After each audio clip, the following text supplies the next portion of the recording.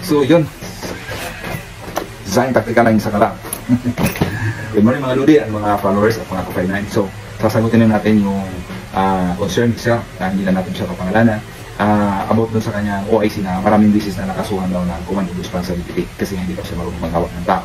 Ang pagkaunawa sa experience ko bilang security is ang command of responsibility, mga Kupay 9, especially dun sa nagtanong, is hindi po siya yung mismong kaso.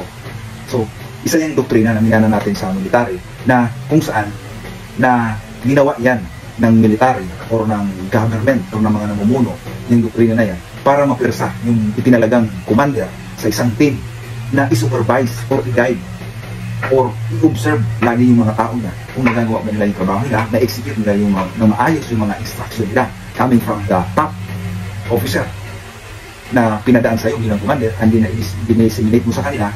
And then, after dissemination, so, obligation mo bilang isang commander na i-observe or i-supervise kasi supervisor ka kung na-i-execute ba nila, nagagawa ba nila yung instruction na yun na maayos.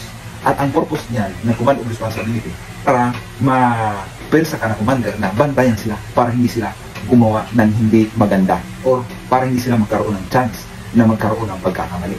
So yun ang purpose niya ng command of responsibility na ibinabato sa'yo if time na nagkakamali yung tao na. Kasi nga, yung sabihin, you fail to perform your duties and responsibility as commander na dapat andun ka sa nakatingin sa kanila. So medyo masaklap yan na katotohanan kasi nga kung marami kang tao, paano mo yan makikita lang. Pero yan ang doktrina na kailangan mo kayo silang i-guide sumabayan. Kasi itinalaga ka yan bilang isang mamuno.